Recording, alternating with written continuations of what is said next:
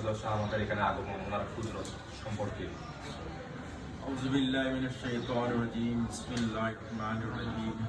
নাহমাদুহু ওয়া নাস্তাঈনুহু কারীম। আম্মা বা'দ।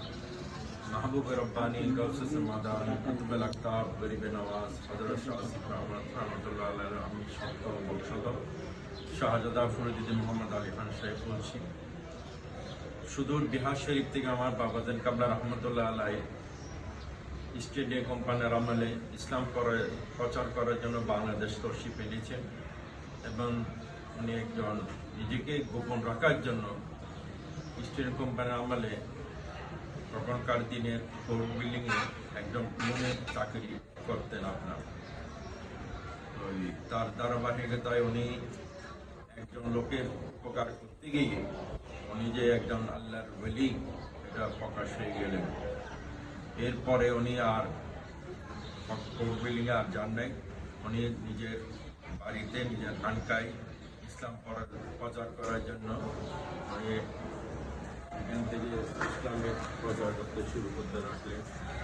আমরা দুই জায়গার থেকে বাবাজান কেবলার দরবারে লোকজন আসতে থাকলো। তখনকার দিনে বৌদ্ধ খ্রিস্টান অনেক বিধর্মী ছিল, তারা বাবাজান কেবলার এই কেরামতের প্রচার হওয়ার পর থেকে এসে ইসলাম গ্রহণ করলেন এবং এসে খানকাতে এসে ওনার যে তরিকতের কাজ করতেন তার মধ্যে ওনার প্রধান খলিফা ছিলেন হযরত দাইম শাহ রহমতুল্লাহ আলাইহি।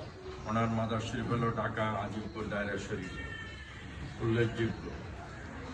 বাবাজান কেবলা রহমতুল্লাহ আলাইহি প্রত্যেক বছর নিয়ে পহেলা জিলহজ বাবাজান কেবলার 3 দিন ধরে উরুস শরীফ উদযাপিত হবে এবং আগামী 18 মে বাবাজান কেবলার বার্ষিক উরুস শরীফ অনুষ্ঠিত হতে যাচ্ছে। তার মধ্যে আমি বাবাজান কেবলার আশেকান ভক্তবৃন্দ যারা আছে সবাইকে আমার তরফ থেকে দাওয়াত রইল এই বাবাজান কেবলা উরুস শরীফ যেন শরীক হয় এবং দুজাহানের রিয়াজত হাসিল হয়। এই বলে আমার বক্তব্য এখানে শেষ করলাম। আসসালামু আলাইকুম রহমতুল্লাহ বারাকাতুহু। এখন উরুস শরীফে কি কি ব্যবস্থা আছে একটু বলতে গেলে এখন উরুস শরীফের মধ্যে আমাদের এখানে উরুস শরীফের দিন থেকে সকাল থেকে মিলাদ মাহফিল, হালকা জিকির আসকার এবং ওয়াজ মাহফিল চলতে থাকবে সারা রাত ব্যাপী।